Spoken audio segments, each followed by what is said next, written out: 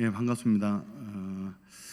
저희 교회는 아까 이제 가까운 교회를 말씀드렸는데요. 하나님과 가깝고 이웃과 가까운 교회입니다. 저희 교회는 최고 나이 많으신 분이 계십니다. 이제 42살 됐습니다.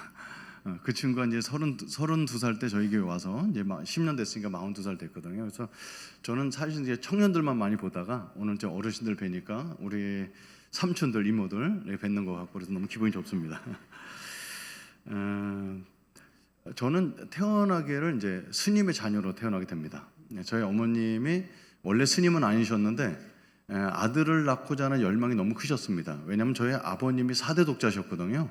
4대 독자인 아버님이랑 결혼 생활을 30년 동안 하셨는데 아기를 못 낳으셨습니다. 그래서 어떻게 우리 아버님이 태어났는지를 알게 됐는데 저희 아버님이 4대 독자로 태어나시지 않으시니까 저희 할머니께서 절에 가서 천일기도를 통해서 얻었던 아들인 걸 발견하게 됩니다.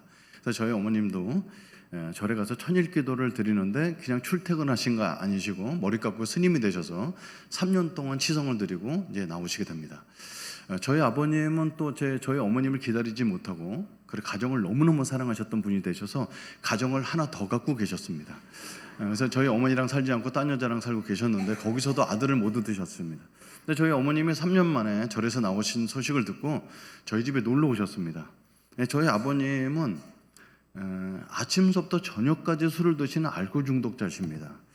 저는 그 사정을 이해갑니다. 왜냐하면 저희 아버님 5살 때 저희 할아버지, 그러니까 아버님이 5살 때 고아가 되셨고요. 일제강점기 때 일본에 끌려갔다도 오시고 6.25 전쟁도 고아로서 혼자 치르시고 그리고 청년이 되어서는 월남전에 참석하셔서 거기서 나오는 월급과 이런 거 갖고 이제 먹고 사셨습니다. 한 번도 제대로 된 가정을 가져본 적이 없으시고 혼자 살다 보니까 이제 친구들과 함께 술 담배로 그렇게 찌들어 사셨던 분이십니다. 직장 생활을 할 수가 없으십니다.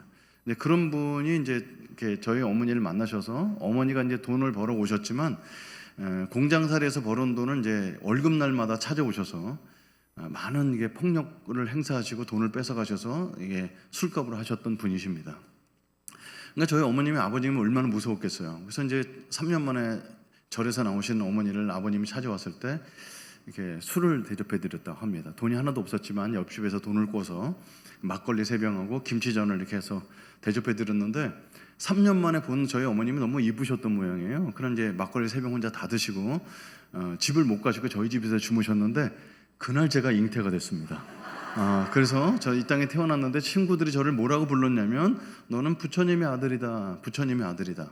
친구들은 그걸 또 영어로 불렀어요. 썬부. 그게 뭐냐? 그랬더니 son of Buddha. 부처님의 아들이라는 뜻입니다.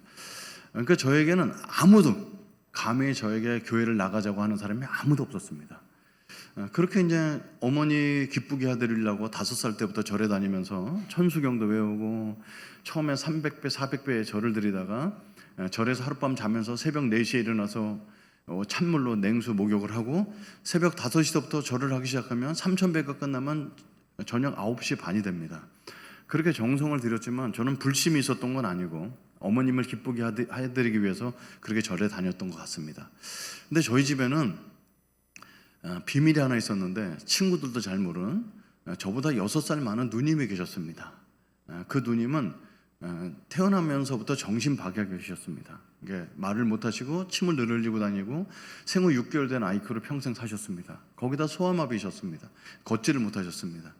그러니까 그 누님은 태어나면서부터 돌아가실 때까지 소대변을 옆에서 이렇게 다 치워줘야 되는 겁니다. 그 친구가 저희 집에 한번 와서는 그 누나의 냄새나는 그 방에 누나의 모습과 이런 걸 보고는 다시는 놀러 오지 않습니다.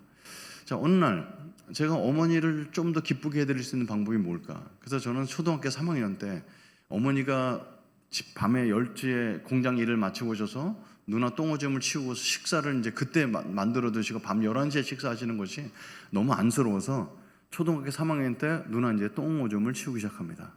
그 치우는 시간에도 엄마가 좀 절약해서 식사를 하시라고. 그러고 나서부터는 제 몸에서 냄새가 나는지 친구들이 짝꿍을 하지 않습니다. 그래서 이제 그 초등학교, 중학교를 지나면서 굉장히 이제 암울한 생활을 합니다. 아무도 저랑 친구가 돼주지 않고 그래서 이제 벽 보고 날마다 울고 그냥 이렇게 아주 찌들어서 살게 됩니다. 근데 저 아랫집에 살던 형이 저를 발견해 주셨습니다. 그 형이 저보다 이제 한 4살 많은 형인데 저를 너가 승재냐? 이렇게 불러주셨습니다. 그 제 이름을 알아주는 사람이 있어서 너무 감사했죠. 근데 그 형이 너 형 없지? 나 동생 없다. 그래서 그 형이 2대 독자셨습니다. 그래서 그 형이 저를 데리고 다니면서 아버지가 없는 제게, 아버지가 살아계셨지만 거의 집에 안 오시니까 아버지가 없는 제게 남자로서 어떻게 살았는지 많이 알려주셨습니다. 그래서 중학교 3학년 때부터 담배를 알려주시고, 고등학교 때 술을 알려주시고, 당구를 알려주시고, 그러면서 그 동네 깡패 형들이 놀러 다녔던 모습을 그대로 다 알려주셨습니다. 저는 이제 그렇게 사는 것이 인생이고, 고등학교 졸업하면 공장 살면서 이제 빨리 돈이나 벌어야 되겠다 이렇게 생각하고 있었습니다. 그런데요, 이게 사건이 터집니다. 저희 동네는 산동네에 정말 찢어지게 가난한 동네라서 저희 집만 가난한 게 아니라 다 가난했는데 아무도 대학생이 없었습니다. 왜냐하면 공부를 잘하고 공부를 열심히 해서 대학 갈 수 있는 그런 환경이 되지 않았거든요. 근데 그 형이 대학을 합격한 겁니다. 한양대학교 전기공학과를 가게 됩니다. 이게 저희 동네의 큰 이슈였어요. 근데 그 형이 저희 집에 찾아오셔서 책 3권을 저한테 물려주시면서 승재야, 내가 술, 담배, 본드밖에 알려준 게 없는데 너 이 책 갖고 공부해라. 우리 팔자를 고치는 방법은 대학에 가는 거야. 여러분, 제가 대학을 갈 수 있는 형편과 이게 머리가 되지 않습니다. 맨날 집에 와서 그냥 바보 누나가 제 책을 다 찢어 먹었기 때문에 공부도 못하고 그랬었는데 그 책이 저한테 너무나 큰 도전이 돼서 공부를 하게 됩니다. 고등학교 1학년 때 저는 이제 반 60명 있었거든. 그때 5등 6등을 했습니다. 뒤에서 55등 56등 이렇게 한 거죠. 대학 갈 전혀 성적이 되지 않았는데 그 형이 준 도전 때문에 공부를 열심히 계속했더니 이제 38등 39등까지 올라갔어요. 근데 너무 기초가 없으니까 이제 못 갑니다. 더 이상 진전이 안 되는 거예요. 그런데 재수를 하게 됩니다.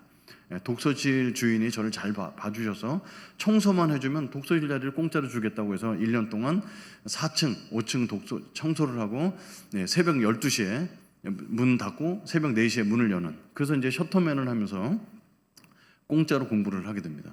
그래서 간 게 이제 명지대학교를 가게 됩니다. 그래서 저희 동네는 정말 놀랍게 5천년 역사, 한반도 5천년 역사에 대학생이 2명이나 나온 겁니다. 근데 여러분이 학교를 갔는데 그 명지대학교는요, 예수 믿는 대학교였습니다. 저 같은 사람은 가서 이제 처음 봤습니다. 예배를 드리는데 막 강제적으로 30분 예배를 드리고 우리에게 선물을 줬는데 선물이 뭐였냐면 예수님의 영화를 보여주는 거예요. 2시간 반 동안. 그게 선물이었습니다. 그러니까 저같이 이제 교회 안 다니는 사람이 그런 자리에 앉아서는 너무 이제 힘든 겁니다. 그래서 부처님께 기도했습니다. 부처님, 제가 이런 학교를 계속 다녀도 되나요? 근데 부처는 웃고만 있지 응답을 안 해주세요. 그래서 그냥 다니기로 합니다. 그래서 이제 다니면서 학교에서 1년 한 주일에 한 번 있는 예배를 억지로 참석하고 이렇게 다니는데요.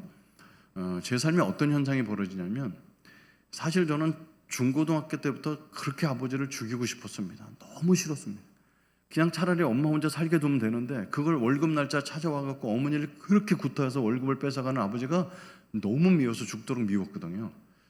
그래서 제가 아침부터 저녁 때까지 술을 마시는 겁니다. 모든 동아리란 동아리에 다 들어서 월요일 날은 서해반에서 술 먹고, 화요일 날은 유네스코에서 술 먹고, 수요일 날은 수호반에 가서 술 먹고, 그리고 주말에는 화장지 장사를 해서 돈을 벌었습니다. 술값을. 그래서 제가 20살 때 마이크 들고 나가서 화장지를 끌고 나가서 화장지 이렇게 20살 때 얘기하면 사람들이 나와서 아이고 대학생이 아르바이트를 하면서 등록금 버나 받고 저한테 화장지를 많이 사주셨는데 저는 그 돈을 가지고 월요일부터 금요일까지 매일 술을 싸주면서 살았습니다. 사람이 그리웠던 거죠. 집에도 가지 않습니다. 그 산동네에 냄새나는 집에 들어가고 싶지 않아서 도가니 룸에서 자고 이렇게 하면서 살게 됩니다. 그때 저는 깨닫게 됩니다. 누군가를 죽도록 미워하면 그 사람을 닮아간다는 걸 알게 됩니다. 어느 날 동아리 룸에서 일어나서 내려가서 이렇게 화장실에서 세수를 하고 거울을 보는데 20살짜리가 쪼글쪼글해서 눈이 빨개서 술에 취해서 그 숙취가 남아있는 충혈된 눈으로 거울 속에 들어있는데 영락없는 아버지 모습이었습니다. 그렇게 인생의 목적이 하나도 없을 때 한 분이 저한테 찾아오셔서 여름방학 때 뭐 할 거야? 이렇게 묻습니다. 그래서 여름방학 때 아르바이트나 할까 아니면 놀러 갈까 무전여행을 갈까 고민하고 있었는데 그 형이 저희과 이제 3학년 선배님이셨는데 여기 한번 와보라고 그러면서 이렇게 종이를 한 장 줘요. 그러니까 그 종이가 어떤 이제 대학생들이 모여서 하는 캠프였는데 10,000명이나 모인다는 거예요. 보니까 진짜 10,000명이 모이는 사진이에요. 그래서 저는 이제 생각을 딱 듭니다. 10,000명에 모이면 5,000명은 여학생일 것이라는 생각이 듭니다. 그래서 거길 가기로 결심합니다. 4박 5일 먹여주고 재워주는데 12,000원입니다. 그래서 그 돈은 이제 어머니한테 달라고 합니다. 근데 어머니한테 돈 달라고 그럴 때 엄마 돈 주세요 그러면 잘 안 주시거든요. 그럴 때 이제 종교적인 자극을 합니다. 스님 시주 좀 부탁합니다. 그러면 저희 어머님이 야 이 썩을 놈아 또 돈이 어디 있어 이렇게 얘기하시거든요. 그때 저는 말씀드렸죠. 이 사진 좀 보세요. 내가 여기 가려고 그러는데 12,000원이 필요한데 가서 며느리감 데리고 올게요. 그때 사진을 딱 보시더니 치마를 걷으셔서 1,000원짜리 12장을 쳐서 주셨습니다. 그래서 그걸 들고 그 다음날 가서 그 캠프를 비용을 다 내고 일주일 남은 캠프를 위해서 뭘 준비할까. 그래서 저는 이제 대학생을 만나면 저녁 때 만나면 술 한잔 할 거 뻔하잖아요. 그래서 술 2병 소주를 사갖고 가면은 격에 떨어질 것 같아서 그 당시에 유행하던 나폴레옹 1병, 그다음에 캡틴 큐 1병, 양주 2병을 준비하고요. 담배는 2각이면 충분했지만 손님 접대용으로 4각을 더 준비해서 담배 6각을 준비하고, 그리고 노래 시키면 저 노래 못해요 그러면서 준비한 2곡이 있습니다. 윤수일의 아파트하고 내게 사랑은 너무 싸. 이 2곡을 이제 준비해 갖고 거기 이제 여심을 그래서 여자 하나 만들어 보려고 거길 가게 됩니다. 근데 그 캠프는 CCC 여름 수련회였습니다. 그것에 대학생들께 모여서 이제 주님을 찬양하고 하는 대학생들, 예수 믿는 사람들이 모인 캠프였던 겁니다. 첫날서부터 너무 어려웠습니다. 여러분 지금 이렇게 의자에 앉아 계시죠? 그 CCC라는 수련회는요 땅바닥에 앉아 있어요. 그리고 서서 1시간 찬양합니다. 그리고 어떤 할아버지가 나와서 설교를 하시는데 입을 열면 2시간을 하십니다. 3시간 동안 못 움직여요. 그리고 막 기도하고 이렇게 들어가 밤에 11시에 취침이라고 되는데 그 할아버지 설교는 11시 넘어서 끝납니다. 기독교 인상은 뭐냐면 시간을 더럽게 안 지킨다 이런 생각을 갖고 억지로 참석하는. 그러니까 이 교회 안 다니는 사람이 그런 데 모인 거니까 너무 힘들죠. 그래서 화장실 들어가서 이제 담배 피면 밖에서 두들깁니다. 형제님 여기서 담배 피면 안 됩니다. 그래서 너무 힘든 생활을 하룻밤, 이틀밤, 3일밤 하게 됩니다. 제일 힘들었던 건 뭐였냐면요, 대학생들이 모인 데 가면은 찬양하다 말고 갑자기 율동을 시킵니다. 여러분 군대 갔던 선배님들이 허리에 손을 갖고 막 이렇게 하는 거예요. 그래서 그걸 못 하겠더라고요 저는. 그랬는데 그 CC 동아리에 그 예쁜 누나가 있었어요. 그 누나가 옆에 오더니 형제님 교회 안 다녀서 이런 거 하기 힘드시죠? 저를 보고 따라하세요. 그럼 저한테 율동을 알려주셨습니다. 그래서 그분을 이제 보면서 따라하게 됐어요. 근데 제가 봤던 기독교의 율동은요, 한마디로 얘기하자면 정신병적인 좌우 대칭 운동이었습니다. 오른쪽 한 번 하면 왼쪽 하고, 오른쪽 사람 때리면 왼쪽 사람 때리는. 그래서 한쪽 동작만 봐도 따라하기 쉬웠고요. 제일 좋았던 건 뭐냐면요, 옆에 사람 손 잡는 동작이 나오는데 제 양쪽 다 자매님이셨어요. 그러니까 잡아봤는데 너무 쫄깃쫄깃하고 좋은 거예요. 그래서 교회도 이런 맛은 있구나 이러면서 이제 신앙은 하나도 없고 교회 안 다녔던 사람이 3일 저녁까지 참습니다.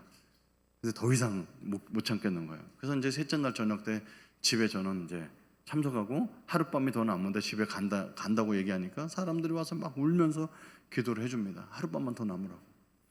그래서 못 이기는 척 하루 더 남게 됩니다. 그래서 낮에는 예배를 안 드립니다. 산에 돌아가고 막 돌아다니고 이제 혼자 들어가서 이제 막 놀고 이러는 거예요. 근데 저녁 때가 됐는데 저는 오른밤만 자고 내일 이제 집에 가면 되는데 저녁 때 사람들이 예배 드리러 가면서 승재 형제 예배 드리러 안 가요? 저 안 갑니다. 그 사람들이 다 갔어요. 근데 교실에 혼자 남아 있는데 밤 8시 되니까 깜깜한 거예요. 이게 살짝 무섭더라고요. 근데 불을 켰는데 불이 안 들어와요. 이 인간들이 불을 다 내려놓고 가갖고 너무 무서운 거죠. 그래서 찬양하는 데는 가기 싫어요. 왜? 모르는 노래라니까. 그렇지만 그 설교하는 시간에 뒷좌석에 살짝 앉아있다가 오면은 무서움은 좀 면할 수 있겠다는 생각이 듭니다. 그래서 밖에 나가서 기다리다가 찬양 끝난 다음에 그 10,000명이 쫙 앉아있는 뒷좌석에 가서 그냥 앉습니다. 자, 그날도 김중원 목사님이라는, 저한테는 뭐 그냥 할아버지죠. 그냥 할아버지가 이렇게 올라오시더니 설교를 시작하는 거예요. 그래서 한 2시간 버티 있으면 내일 가면 된다 이렇게 생각하고 아무 생각 없이 저 뒷좌석에 앉았는데 설교가 들리기 시작합니다. 그날 3일 동안 예배를 9번 드리면서 설교를 여러 번 들었는데 하나도 안 들어오는 거예요. 무슨 얘기인지도 모르겠어요. 그래서 그냥 땅바닥에 낙선하고 그냥 시간을 때웠는데 그날 밤에 설교가 들립니다. 그분은 올라오시자마자 크게 소리 지르셨습니다. 저는 그게 제가 대학교 1학년 때 들었으니까 얼마나 몇십 년 된 얘기인데 지금도 기억나는 대목이 있어요. 그분은 올라오시자마자 이렇게 소리 지르셨습니다. 모든 사람은 죄인입니다. 모든 사람은 죄인입니다. 죄의 값은 사망입니다. 아무리 예쁜 미스 코리아라 할지라도 예쁜 죄인일 뿐입니다. 아무리 똑똑한 박사라 할지라도 똑똑한 죄인일 뿐입니다. 성자일수록, 마음이 깨끗할수록 참회록을 씁니다. 왜냐하면 우리 양심이 우리가 죄인인 것을 고발하기 때문입니다. 21세기 과학이 발달했다고 천국과 지옥이 없다고요? 천국과 지옥은 분명히 있습니다. 과학자들이 하나님께 돌아오고 있습니다. 생물학자들이 하나님께 돌아오고 있습니다. 학문의 끝에 가면 하나님을 만나게 되어 있습니다. 이게 제가 아무 생각 없이 들었던 기억나는 대목이 없습니다. 그 죄인이죠. 나도 뭐 이렇게 술 담배하고 돌아다니면서 부모 속썩이고 죄인이죠. 그래서 불교는 어떻게 죄를 씻냐면 석가탄신일 날 절에 가서 절 앞에 가면 양도 있고 막 이렇게 살아있는 게 많아요. 그 미꾸라지 저는 10마리 사다가 시냇물에 놔주면서 그동안 1년 동안 소고기 먹고 돼지고기 먹고 살생을 거 미꾸라지 살려줄 테니까 방생을 하면서 나 용서해달라고 이렇게 해서 죄를 용서받거든요. 근데 눈 가리고 아웅이죠. 여러분 소 잡아먹고 미꾸라지 살려주고 귀뚜라미 살려주고 내가 용서를 받을 수 있겠어요? 기독교에서 말하는 죄는 뭔지 모르지만 이렇게 용서를 받을 수 없다는 건 저는 압니다. 불교에서도. 그런데 모든 사람은 죄인입니다. 그런데 이제 여기서 그 설교를 듣고 무슨 감동이 오는 게 아니라 여기서 이제 뭐가 사건이 올라오기 시작합니다. 아무에게도 얘기 안 해요. 절대 비밀이었던, 나만 알고 있는 완전 범죄. 저는 아버지를 죽이고 싶었지만 아버지를 죽이지 못했습니다. 여러분 그게 아무리 술 취하고 와갖고 그렇게 우리 집을 못 살게 했던 아버지지만 제가 칼을 들고 막 죽이는 연습을 많이 했거든요. 근데 아버지 오시면 아무 소리 않고 그냥 전 부엌에 들어갑니다. 방이라고 한 칸밖에 없으니까. 그럼 어머니랑 아버지랑 밤새 싸우시다가 어머니는 맞을 만큼 맞고서 돈을 내놓으세요. 그리고 이렇게 가시고 그랬거든요. 근데 이제 나이가 드시니까, 연세가 드시니까 제가 고등학교 1학년 때 아버지가 또 돈을 뺏으러 오셨는데 근육이 하나도 없어요. 술만 드시니까.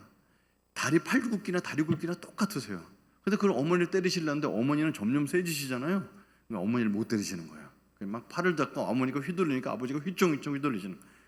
그래서 이제 돈도 못 뺏고 이제 집에 가시나 보다고 나가셨는데 바깥에서 부삽을 구해 오셨습니다. 이제 힘으로 안 되니까 어머니를 막 부삽으로 찍어대시는데 창호지에 피가 확 튀는 게 보입니다. 평생 싸우시더라도 저한테 엄마 아빠 싸울 땐 들어오지 말라고 했던 어머니가 승재야 나 죽는다고 구조 요청을 하셨습니다. 여러분 이때 이제 확 올라옵니다. 여기 청년도 앉아 계시고 그런데 여러분 인생은 한 방입니다. 로또가 당첨되거나 비트코인이 샀을 때 막 올랐을 때 그렇게 돈을 벌었어도 한 방일 수 있지만 욱하는 성질을 참지 못하면 한 방입니다. 근데 저는 그날 한 방하러 그렇게 칼로 연습했던 아버지를 죽이고 싶어도 칼을 들고 방에 들어가게 됩니다. 어머니가 제 뒤에 와서 숨으실 줄 알았어요. 아버지 부섭을 피해서. 근데 어머니가 웬걸 저한테 달려들면서 내가 이 술주정뱅이랑 왜 사는 줄 아냐? 이 병신 누나 데리고 왜 사는 줄 아냐? 너 하나라도 결혼해갖고 사는 거 보고 싶어갖고 이혼 안 하고 살고 있는데 네가 오늘 사고 치면 되겠냐고 울면서 제 칼을 막 뺏으셨습니다. 그래서 저는 그 칼을 아버지 배가 아니면 장롱에 꽂아놓고 나갑니다. 그 일단 밤 8시 좀 넘어서 집을 나왔는데 갈 데가 없는 거예요. 그래서 이제 산동네 골목을 계속 돌아다니다가 아침 7시에 어머니 아버지가 나가는 걸 보고 방에 들어갑니다. 그래서 숙제 마무리 해놓고 오늘 도시락 싸고 그리고 이제 마당에 내려가서 이제 세수하고 방에 들어갔는데 저희 바보 누나는 아무것도 모르거든요. 제 가방을 열어서 어저께 밤새 했던 숙제를 갖다가 다 찢어서 이제 먹고 있는 겁니다. 그때 이제 화가 확 올라오면서 이 바보 누나 얼굴하고 아버지 얼굴이 이렇게 두 개로 겹쳐 보이면서 내 인생에 방해가 되는, 내 인생을 붙들고 늘어지는 두 인간이 있는데 하나는 평생 술 먹고 와서 우리 집에 가난하게 만드는 아버지와 그리고 나는 학교 갔다 오자마자 똥을 치워야 돼서 친구 하나 사귈 수 없게 만드는 이 바보 누나가 내 인생을 갉아먹는다는 생각이 확 올라오면서 그동안 한 번도 하지 않았던 행동인데 바보 누나를 굿하기 시작합니다. 이 병신이 우리 집에 와갖고 나는 네 똥이나 치워주러 태어났냐? 난 너 때문에 친구 하나 집에 데리고 올 수 없다. 그러고 막 바보 누나를 때리게 됩니다. 바보 누나는 말을 못합니다. 입술이 퍼렇게 질려서 벌벌 떨고 있는 누나 얼굴을 가격을 합니다. 그리고 학교를 갔습니다. 그리고 이제 금요일날 저녁 때 어머니가 밤 10시에 오시면 누나를 목욕시킵니다. 일주일에 한 번씩. 늘 침을 흘리고 살기 때문에. 그래서 이제 9시 반 정도에 빨간 고무다라에다가 미직지근한 물을 담아놓고 누나 시키려면 빨래비누 시켜요. 냄새가 잘 빠지니까 빨래비누 해놓고 엄마를 기다리다가 오실 때가 돼서 누나 옷을 이렇게 훌렁 벗겼는데 가슴과 등허리와 팔뚝에 시커먼 게 너무 많은 거예요. 제가 며칠 전에 때렸던 누나 몸에 멍든 자죽이 많다는 거를 그때 깨닫게 됩니다. 근데 이거를 어머니한테 들키면 안 된다는 생각이 번뜩 들어서 얼른 물로 대충 누나를 식혀놓고 옷을 입혀놓습니다. 그리고 엄마한테는 엄마 내가 누나 목욕도 시켜놨어. 저녁 식사하세요. 엄마는 제가 더 착해진 줄 압니다. 그래서 그 다음 주도 목욕시키면서 누나 멍든 자죽이 없어지도록 기다립니다. 누나 멍든 자죽이 이제 완전히 없어졌어요. 이제 완전 범죄다 이렇게 생각하고 있습니다. 근데 저희 바보 누나가 저를 볼 때마다 이렇게 자꾸 피하고 움찔움찔합니다. 제가 누나를 너무 심하게 때렸기 때문에. 그게 고등학교 1학년 때 있었던 일입니다. 아무도 모르는 일입니다. 2학년 지나고 3학년 지나서 3년 지나고 제가 재수하던 여름 때 독서실에서 공부하다가 이제 밥 먹으러 집에 갔는데 저희 집에 등이 이렇게 달렸습니다. 장의사에서 나온 겁니다. 저희 누님이 26살 나이로 심정지로 경기도 너무 많이 하고 발작을 많이 일으키는 그런 간질병도 함께 알고 있었는데 심정지로 26살 나이로 돌아가셨습니다. 어머니께서 이제 하얀 천을 덮고 있는 누나를 가서 마지막 인사하라고. 그래서 제가 얼굴을 보니까 눈을 뜨고 돌아가셨어요. 그래서 눈을 감겨주면서 누나 내가 몇 년 전에 누나 때렸던 거 미안해. 내가 좋은 데 갈 수 있도록 기도해 줄게. 그 눈을 덮고서 누나를 장례를 치릅니다. 그래서 화장터에서 화장을 하고 뼈가루를 담은 이게 나무 상자를 들고 와서 산에 다 뿌리고 집에 와서 옛날엔 집에 다 아궁이가 있었잖아요. 아궁이에 나무를 떼면서 그동안 누나가 입었던 누더기 같은 옷이나 갖고 있었던 물건 싹 없앱니다. 엄마가 왜 이렇게 빨리 없애냐 그러길래 빨리 없애야 된다고 싹 없앱니다. 그리고 제 마음속에 뭐라 하냐면 이제는 완전 범죄다. 이제는 나를 보고 벌벌 떠는 사람도 없고 아무도 몰라. 다 끝났다. 이렇게 다 끝났어요. 그리고 저는 대학생이 돼서 신분을 세탁했어요. 사람들에게 내가 그런 바보 집에 가난한 집에 있다고 할 필요가 없잖아요. 그냥 깨끗이 사는 거예요. 좋은 대학생으로. 근데 그 시를 마지막 날 모든 사람은 죄인입니다. 모든 사람은 죄인입니다. 근데 여기서 이제 죽은 누나가 저를 쳐다보면서 벌벌 떠는 모습이 보입니다. 건장한 청년이 장애인 누나를 막 때리고 있는 모습 속에 내가 얼마나 잔인한지 눈에서 눈물이 흐르기 시작합니다. 저는 우리 아버지가 인간 쓰레기라고 생각했습니다. 저렇게 결혼해놓고 딴 여자랑 살고 그리고 돈은 전처한테서 뺏어가다가 먹는 저런 쓰레기 같은 사람이라고 했는데 저는 그때 알게 됩니다. 우리 아버지가 인간 쓰레기라면 나는 쓰레기 중에 쓰레기구나. 왜냐하면 아버지는 자기한테 덤빌 수 있는 여자를 때렸지만 나는 아무 방어를 할 수 없는 백지 같은 천진난만한 바보를 때렸다는 사실 속에 여기 이제 가슴이 막 찢어지기 시작했습니다. 그때 소리가 들렸습니다. 여러분, 사람은 사람의 죄를 해결할 수가 없습니다. 만약에 사람이 사람의 죄를 해결할 수 있다면 우리는 죄를 짓지도 않았을 것입니다. 사람은 어떤 방법으로도 사람의 죄를 해결할 수 없습니다. 그런데 하나님께서 우리 죄를 해결해 주셨습니다. 하나님의 아들 예수 그리스도, 그분은 죄를 알지도 못하시고 죄를 짓지도 않으신 그분이 이 땅에 인간의 몸을 입고 오셨습니다. 그래서 그분이 모든 우리의 죄를 전가받으셔서 십자가의 저주로 달려 돌아가셨습니다. 우리는 예수님을 믿어도 여전히 죄를 지을 것입니다. 그러나 죄값을 치를 필요가 없는 죄인이 되었습니다. 그 소리가 들리는 거예요. 여러분, 저는 그 예수님 외국인 나를 위해서 죽은 게 무슨 상관이 있어 라고 생각하고 있는데 여러분, 그거라도 그날 붙잡을 수밖에 없었습니다. 그래서 태어나서 손을 처음으로 모읍니다. 예수님, 저는 교회 다니지 않습니다. 성경도 읽어본 적 없습니다. 헌금한 적도 없습니다. 근데 예수님께 이 시간에 부탁이 있어서 기도드립니다. 작년에 죽은 누나, 혹시 지금 지옥에 있다면 저 대신 천국 보내주세요. 엉뚱한 기도를 합니다. 그리고 이 말을 10번을 찍습니다. 왜냐하면 공짜로 받을 수가 없어서. 저는 아무것도 한 게 없으니까. 그 이 말을 10번 찍고 예수님이 저 같은 것도 용서를 받을 수 있나요? 그런데 막 쏟아지기 시작하면서 와 울기 시작합니다. 이게 누가 말려주는 것도 뭐 상관없어요. 이 체면에 하나도 없습니다. 그냥 울고 있는데 설교가 들렸습니다. 여러분, 이 시간에 예수님을 나의 주인으로 받아들여서 새 인생, 새 주소, 새 출발을 하실 분은 자리에서 일어나시기 바랍니다.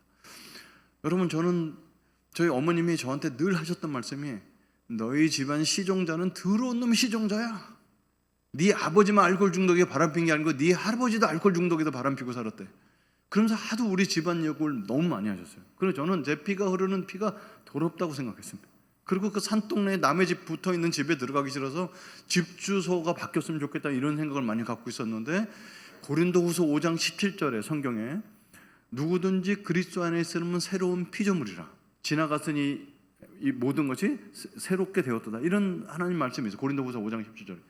그 말씀을 갖고 목사님께서는 우리가 예수 믿으면 새 출발, 새 주소를 가질 수 있습니다, 그렇게 말씀하시는 거예요. 저는 새 주소를 갖고 싶었습니다. 새 혈통을 갖고 싶었습니다.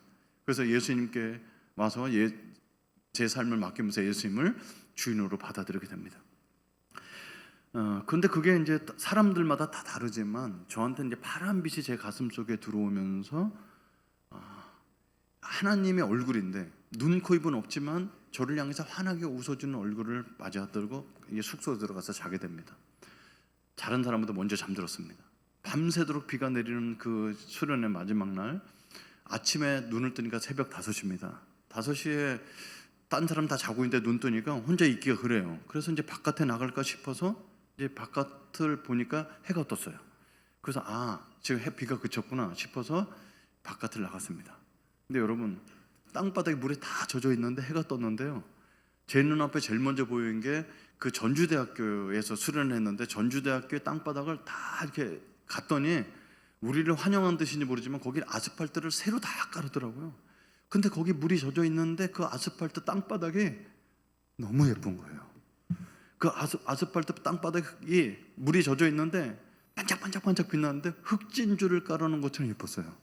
아니, 어저께까지 있던 그냥 내가 땅바닥에 밟고 다니던 돌인데 뭐가 이렇게 예쁘지? 근데 그 땅바닥을 밟지 못하겠는 거 있죠. 그래서 이제 쭈그리고 앉아서 땅바닥을 만지면서 아스팔트에 너는 왜 이렇게 예쁘냐, 그래서 아스팔트를 만졌던 기억이 납니다. 그리고 눈을 들어서 나무를 보는데 나무에서 물이 똑똑 떨어지는 게 너무 영롱했고, 그래서 나무를 이렇게 가서 만져보고 있는데 바람이 부니까 나무 가지가 이렇게 흔들리잖아요. 내가 어제 예수 믿은 것을 온 나무가 춤을 추면서 축하해 주는 걸 경험하게 됩니다. 그래서 저는 그날 이렇게 캔버스를 한 바퀴 돌다가 이제 숙소로 돌아가는데 제 마음속에 한 사람이 떠올라요. 누가 떠올랐을까요?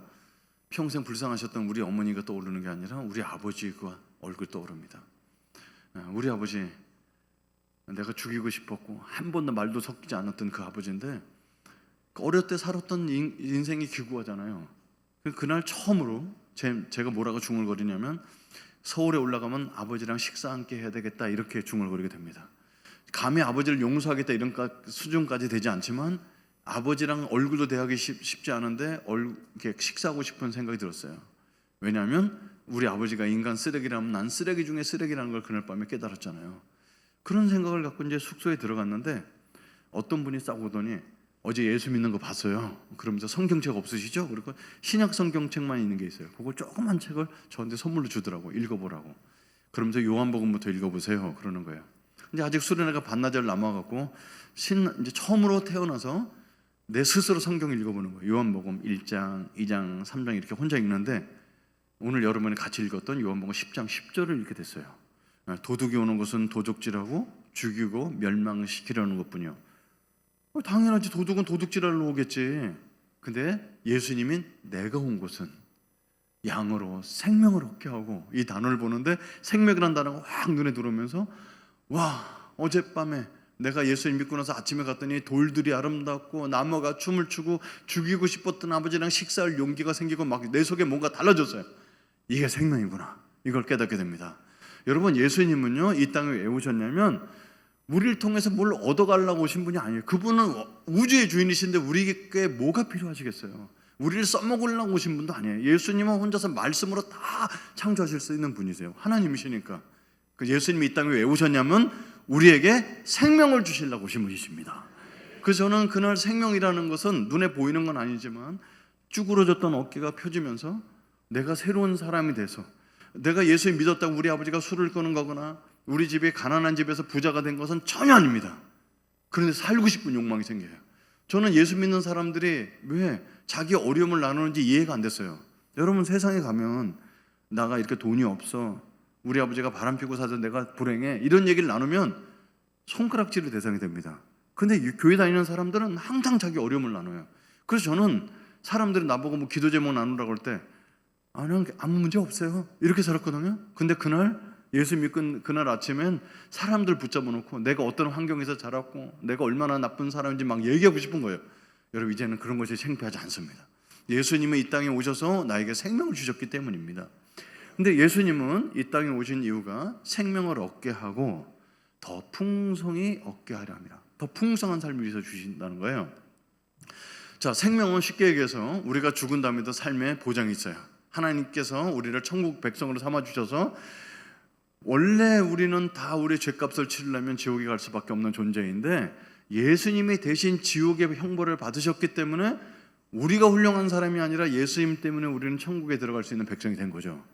그게 생명입니다. 그러면 이 땅에 살면서 어떻게 사느냐면요, 예수님께서 우리에게 풍성한 삶을 주신대요. 여러분, 여기 이제 쫙 2층까지 꽉 앉아 계신데 풍성한 삶은요, 여기 앉아 계신 분 각 사람마다 다 달라요. 왜냐하면 어떤 사람은 건강이 나쁜 사람은 건강이 회복되는 게 풍성한 삶이에요. 어떤 사람은 아이가 어렸을 때부터 잘 못 걷는데 다리 힘이 없어서 그 아이가 다시 걸을 수 있다면 얼마나 좋겠습니까? 그게 그 사람에게 풍성한 삶이겠죠. 어떤 사람은 사업이 망하기 직전이에요. 하나님께서 이 부도를 막아주신다면 전 풍성한 삶을 누리겠습니다. 이렇게 할 수 있죠. 근데 저한테 풍성한 삶은 돈도 아니고 유명해지는 것도 아니고, 저에게 풍성한 삶은 행복한 가정을 한번 가져보는 것이었어요. 친구 집에 가보면 친구들이, 가족들이 식탁에 앉아서 이렇게 밥을 먹어요. 근데 저는 그게 너무 부러웠습니다. 저희 아버지는 딴 집에서 딴 여자랑 밥 먹고 있고, 엄마는 저랑 밥 먹는 게 아니고 바보 누나 밥 먹이고 있고, 저는 혼자 밥 먹고, 학교에 가도 내 몸에서 냄새 난다고 친구들이랑 저랑 밥으로 같이 안 먹었어요. 그래서 저는 예수 믿자마자 한 가지 기도했어요. 하나님, 저는 가정을 갖고 싶어요. 그래서 이 마음을 여러 사람과 나눌 수 있지만, 그 아까 CCC 동아리에서 저를 이렇게 잘 보살피는 그 누나한테 가서 그런 얘기를 나누면서 누나한테 저는 이런 가정이 태어났다고 얘기하면서 여자친구 좀 하나 소개해달라고 부탁합니다. 빨리 결혼하고 싶다고. 근데 그 누나는 CCC는 연애하는 곳이 아니라고 딱 잘라 혼냅니다. 그래서 계속 졸랐어요. 누나, 그러지 말고 저는 좀 소개해 주세요. 그랬더니 기도해 볼게 그럽니다. 아, 그럼 됐구나. 집에 갔는데 나중에 알고 봤더니요, 여기 교회 처음 나오신 분들 잘 들으세요. 기독교인이 기도해 볼게, 이건 안 된다는 뜻입니다. 그래서 이제 계속 기다렸어요. 그래서 만날 때마다 누나 어떻게 된 거 기도해 본다 계속 졸랐더니 한 명을 소개해 줬어요. 제가 1학년이니까 1학년 자매를 소개해 줬는데, 그 자매는 저랑 사귀려고 나온 게 아니고 저를 신앙을 이렇게 키워주려고 나왔는데요, 이게 여러분 이렇게 만나더니 하향평준화돼서 수업도 빼먹고 같이 놀러 다니게 됐습니다. 근데 그 자매는요, 저보다 더 사랑하는 게 있었어요. 미국에 유학 가는 거. 그래서 어느 날 저보고 미국에 유학 가게 됐다고, 공부하고 오는 동안 나 기다려줄 수 있지? 그러길래 기다려야지. 얼마나 공부할 건데? 그랬더니 짧으면 7년, 길면 10년 공부한다는 거예요. 그래서 이런 거 기다리면 안 되겠구나. 그래서 이제 그 자매를 미국으로 보내주게 됩니다. 그러고 나서 이제 너무 힘이 없어 돌아다니니까 그 누나가 부르더니, 야, 사내 자식이 이게 뭐냐 쭈그려서, 너무 불쌍해 보여서 한 명 더 준비했어. 그래서 한 명 더 소개해줬습니다. 근데 그 자매랑 저랑은 가치관이 안 맞아요. 집이 막 너무 부자고 안 맞아요. 그래서 3개월 만에 헤어지게 됩니다. 저는 대학교 졸업하면서 뭘 했냐면 CCC 간사라는 걸 했습니다. 대학생들 전도하고 막 설교하고 이런 걸 했는 거예요. 그래서 한 명 더 소개받아서 신학교 다니는 자매랑 사귀었습니다. 저는 바로 결혼하려고 그랬는데 제가 중국 선교사가 꿈이라고 그랬더니 그 자매는 자기는 선교를 못한대요. 그래서 그런 게 어디냐고 기도해보라고. 그래서 이 자매가 월요일부터 금요일까지 5일 동안 금식 기도를 해서, 금식기도원 가서, 그리고 얼굴이 환해져 갖고 나왔습니다. 응답을 받아가고. 그래서 자매, 하나님께서 뭐라고 응답하셨어? 그랬더니 하나님이 너무 명쾌하게 형제는 아니라고 말씀하셨다. 그래서 이제 헤어지게 됩니다. 그 저는 그렇지, 나같이 부모도 안 돌아가시고 다 돌아가시, 이제 부모님도 안 계시고 이런 가정에 잘하고, CCC 간사는 한 달에 월급 10만 원도 안 되는 누가 시집 오겠나 이러고 있었는데, 그것도 졸업한 그 누나가 편지를 써서 보내면서 또 많은 사람을 소개해줬거든요. 근데 어느 날 편지가 좀 두껍게 왔어요. 그러고 나서는 저를 혼내시는 거예요. 형제는 설교도 잘하고 리더십도 다 좋은데 여자를 너무 밝히는 게 문제야. 막 그런 거 너무 혼내셨어요. 그러더니 맨 마지막 장에 더 이상 소개해줄 자매가 없다. 혹시 나는 어때? 이렇게 보내오셨습니다. 지금 그 누나랑 결혼해서 33년째 살고 있습니다. 아니, 제가 예수 믿을 때는 박수를 안 치더니 누나 만났다니 박수를 치고 있어요. 그래서 가정을 이뤘습니다. 그래서 1년에 하나씩 아기가 태어나고 연년생 셋을 낳고요. 그 첫째 딸은 엄마 아빠랑 연상 연하 커플이니까 그게 보기가 힘들었을 텐데, 나는 맨날 그래, 청소년한테 나는 연하 남자 만나 결혼해줘. 그래서 하영아, 연하 남자 만나면 힘들어. 그랬더니 난 연하 남자를 만나. 엄마 아빠처럼 연하. 그래서 2살 밑에 남자를 사귀었는데 11년 동안 교제하는 거예요. 왜? 형제 군대 갔다 와야지, 자리 잡아야지 기다리다가 지난달에 결혼했습니다. 둘째 남자애는 5살 많은 자매를 데리고 왔어요. 그러니까 우리 집은 결혼을 다 하게 되면 막 뒤죽박죽 될 것 같습니다. 엄마 아빠 사는 게 그렇게 처음부터 행복하진 않았거든요. 저는 불교 집안에 갖고 있고 우리 아버지가 주셨던 언어가 있잖아요. 저희 아버지는 집에도 오르셔서 가끔 세수를 하시고는 여보 수건 좀 주세요 이렇게 부드럽게 얘기 안 하십니다. 이놈의 집구석엔 수건 한 장 없어 이렇게 소리 지르는 거예요. 저는 우리 아버지는 평생 소리 지르는 것밖에 보고 자라지 않았기 때문에 부부싸움을 하게 되면은 갑자기 언성이 높아지는 거예요. 제 아내는 장로님 집안에서 자라났습니다. 아버지가 한 번도 소리 지르는 걸 본 적이 없는 사람이 너무 괜찮은 남자인 줄 알고 결혼했더니 언성이 금방 높아지고 이럴 때 이제 제 아내는 대화가 되지 않는군요. 오늘 저 먼저 자겠습니다. 부부싸움 하다 말고 자요. 그럼 전 자는 사람한테 얘기를 하다가 이거 혼자 독백하는 거 있잖아요. 그래서 뭐 이렇게 그러면 저도 잡니다. 아침에 일어나면요. 여러분 부부싸움 다 해보셨죠? 이게 별 싸울 내용 갖고 싸운 게 아니잖아요. 그래서 아침에 일어나서 여보 내가 잘못했어요. 그러면 이제 그때부터 얘기하십니다. 이제 잘못한 거 깨달으셨어요? 그럼 뭘 잘못했는지 10가지 써오세요. 그럼 전 이제 10가지 써갖고 와서 이제 검사를 맡아가면서 제가 되게 언어도 나쁘고 이 성질을 부모님한테 받았던 아버지 성질을 닮았던 제가 성질이 죽었다기보다는 이 가정의 주인 되신 예수님, 나의 주인 되신 예수님 앞에 같이 기도하고 가정 예배 드리고 살면서 많이 달라졌겠죠. 하루아침에 바뀌지 않았습니다. 그래서 우리 아이들이 자라면서 엄마 아빠처럼 살고 싶어 연상 누나랑 결혼 준비하는 거 보면 마음이 흐뭇합니다. 우리 집이 늘 행복하기만 하거나 집이 부자거나 그렇지는 않습니다. 그러나 예수님이 계셔서 우리는 어려움이 있을 때마다 가정 예배를 함께 모여서 어려움을 극복하는 모습들을 통해서 그런 행복한 가정을 누리고 있습니다. 근데 저는 이제 하나 염려스러운 게 있었어요. 뭐냐면 여기 계신 분들은 모태신앙 많으시죠. 어렸을 때 예수 믿은 사람들은요 신앙이 뜨겁거나 이러지 않고 똑같아요. 제 아내도 하도 똑같아갖고 제가 회전하는 그림자도 없으신 분이라고 그랬어요. 하도 이제 신앙이 뜨겁거나 그러진 않으세요. 근데 저는 어느 날 너무 뜨거워서 막 전 세계를 보고만 할 것처럼 선교사를 나갔다가 어느 날 너무 실망하고 이렇게 왔다 갔다 하는 거죠. 그래서 하나님 제가 대학교 1학년 때 어쩌다 예수 믿은 거 지금 어쩌다 안 믿을까 봐 걱정됩니다. 그래서 하나님이 살아계시면 날마다 보여주세요 라고 이게 좀 약간 두려움에 섞인 기도를 합니다. 근데 제 인생에 정말 하나님에 대한 체험을 많이 했는데 어느 날 잊지 못할 체험을 하게 됩니다. 여러분 저는 중국에 선교사로 10여 년 있었습니다. 대학생들을 전도했습니다. 근데 한국에서 한국 대학생들이 어렵다고 한국을 살려야 되지 않겠냐 들어오라는 연락을 받습니다. 저희 애들 데리고 다시 들어가는 건 어렵지 않습니다. 근데 저한테 마음에 걸렸던 건 뭐냐면요, 선교사는요 피와 눈물과 기도와 땀으로 살아가는 건 맞는데 돈 없으면 선교가 안 됩니다. 왜냐하면 조그만 방이라도 얻어서 한 달에 10만 원씩이라도 줘야 되고 사무실도 있어야 되고 전도하려면 차 타고 다녀야 되고. 근데 우리 선교단체는 자기 생활비 말고 제가 맡은 지역을 운영해야 되는 돈 1년에 3천만 원 정도를 모금해야 되는 거예요. 그래서 이게 늘 힘들어서 한국 가서 친구들한테 막 후원을 받아갖고 가서 1년 살고 이렇게 살았는데 제가 중국 땅을 떠난 다음에 중국 친구들한테 야 니들 3천만 원씩 따로 모금해 이렇게 하기가 너무 부담스러운 거예요. 그 친구들 중국 그 당시 가난할 때라서 한 달에 생활비 10만 원을 모금하기 어려운데 그래서 하나님께 기도했어요. 저 자녀 교육도 다 내려놓고 한국 땅에 들어가겠습니다. 그렇지만 중국 애들이 밥을 굶지 않도록 주님 축복해 주세요. 어떻게 하면 얘들이 모금을 안 하고 살 수 있을까요? 고민하는데 하나님께서 또 제 옆구리를 쿡 찔르시는 거예요. 야, 너 한인교회 가서 얘기해봐라. 여러분 중국 땅에는 어디 가든지 한인교회가 있어요. 근데 여러분 저는 한인교회 한 번도 다니지 않았다는 얘기입니다. 왜? 가면은 사람들한테 내 신분을 얘기하면 이게 막 보안 문제가 터져서 공안에 끌려갈 것 같아서 한국 사람은 아예 안 만나고 10여 년 사역을 했거든요. 근데 한인교회 가 목사님한테 목사님 후원 좀 요청합니다. 이 얘기가 너무 하기 힘든 거죠.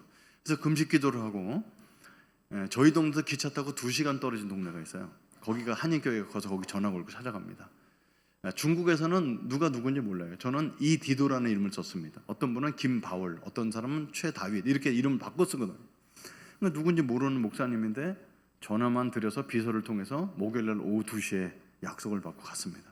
근데 담임 목사실 갔는데 막 가슴이 막 뛰는 거예요. 모르는 분한테 돈 얘기를 해야 되니까. 그래서 문 열고 들어가면서 하나님께 기도했습니다. 하나님, 기적을 베풀어 주십시오. 제가 예전에 봤던 아는 분이라든지 아니면 대화가 잘 돼서 복음이 잘 된 대로 해 주십시오라고 문 열고 딱 들어갔는데 거기 목사님, 제가 아는 사람을 만납니다. 그 목사님 누구냐면 어렸을 때 저한테 술과 담배 본드를 알려주신 그분이 거기 담임 목사로 계신 거예요. 그분도 저를 보고 놀래고 저도 그분 보고 놀랐습니다. 형이 여기 어떻게 오셨어요? 그랬더니 그 형이 뭐랄까요? 야, 말도 마라. 대학교 1학년 때 여자 하나 꼬시려고 어디 수련회 갔다 거기서 예수님 만나게 됐어. 저랑 똑같은 거죠. 그래서 그 형을 껴안고 지난 20년 동안 있었던 막 묵은 얘기를 했습니다. 어머님 돌아가신 얘기 다 얘기를 했어요. 근데 그 형이, 야, 너 우리 집에서 오늘 자고 내일 금요 철야기도 있는데 우리 한 400명 모이거든. 거기 간증할 수 있냐? 그래서 시간을 주셨어요. 그래서 금요일 날 그 철야기도 때 400명에게 30분 시간 얻어서 눈물로 요청을 했습니다. 저는 한국에 돌아가기 때문에 여러분한테 후원이 필요 없습니다. 근데 중국에 남아있는 제자들이 밥을 굶지 않도록 여러분 후원을 요청합니다. 그렇게 기도했어요. 근데 모르는 사람을 누가 후원해 주겠어요? 근데 그 밤 10시가 넘어서 그 형 집에서 하룻밤 더 자려고 그러는데 거기서 형이 이제 밖에서 잠깐 기다리라는 거예요. 임시당에 걸렸다고.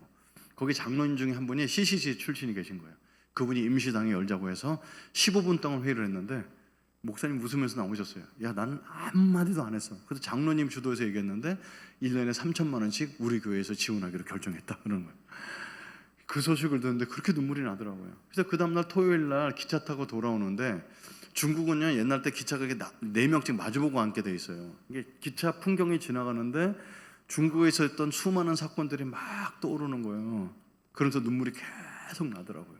근데 앞에 있는 중국 남자가 휴지를 자꾸 주는 거예요. 눈물 닦으라고. 그래서 제가 휴지를 받으면서 휴지 울고 있는데 눈물이 더 나요. 왜냐하면 그동안 제가 중국 제자들 눈물 닦아줬는데 이제는 중국 사람이 제 눈물 닦아주는 거잖아요. 그러면서 생각했어요. 하나님은 내 인생에 언제부터 함께 계셨을까 하는 거예요. 언제부터 함께 계셨을까요? 대학교 1학년 때 예수 믿을 때요? 아니, 그 전에 그 형을 만난 거 보면 청소년 때도 함께 계셨던 것 같아요. 근데 성경을 읽어보면요, 언제부터 하나님은 우리를 향한 계획을 갖고 계시냐면 태초에 천지를 지으기 전부터 우리를 구별해내셨다는 겁니다. 여러분, 이 자리에 거저 오신 것 같죠? 하나님의 계획이 있습니다. 태초에 천지를 창조하기부터 전부터 여러분을 예수님이 기다리고 계십니다. 그래서 하나님은 우리에게 많은 사건도 경험하시게 하시고 아픈 것도 있고 다 하지만 로마서 8장 28절에 이런 성경 구절이 있습니다. 하나님을 사랑하는 자, 곧 뜻대로 부르심을 입은 자들에게는 모든 것이 다 합력하여 선을 이룬다는 거예요. 저는 그런 가정에서 깨진 가정에서 자랐지만 그런 가정에서 자랐기 때문에 저희 교회 청년들은 되게 가정 형편이 어려운, 아버지 어머니가 이혼한 이런 청년들이 많이 와서 예수님 믿고 아름다운 가정을 이룹니다. 그런 사람을 받아줄 수 있는 준비가 된 거죠. 그래서 하나님은 우리가 갖고 왔던 무슨 과정들에 막 쓰레기같이 막 버리고 싶어도 하나님 나라 가면 쓰레기통이 없어서요 버릴 수가 없습니다. 합력해서 선을 이루기 때문에. 여러분, 제가 오늘 짧은 시간에 제 얘기를 다 이렇게 압축해서 말씀드렸는데 예수님이 믿는다는 것은 되게 어려운 일 같기도 하고 어떻게 보면 쉬운 일이기도 합니다. 예수님께 마음을 열고 예수님 하나님이란 분이 계시다는데 보이지 않지만 하나님을 조금씩 알게 해주시고 그래서 다른 사람이 저렇게 기뻐하고 어려운 가운데 찬송하고 노래 부를 수 있는 그런 삶, 그런 평안한 삶, 영원한 생명이 있다는 그 삶을 저도 맛보게 해주십시오. 그리고 주님께 나가면 주님이 반드시 만나 주실 것입니다. 기도하겠습니다. 하나님 아버지, 감사하고 찬송합니다. 이 자리에 제가 원래 올 수 있는 사람이 아니었습니다. 그런데 그런 어려운 과정에서 저를 불러주시고 제가 그 나쁜 짓하고 많이 돌아다닐 때도 다 참아주셨다가 결국 저를 주님 앞에 인도하시고 생명 주셔서 감사합니다. 오늘 이 교회에 오신 분들 이미 예수님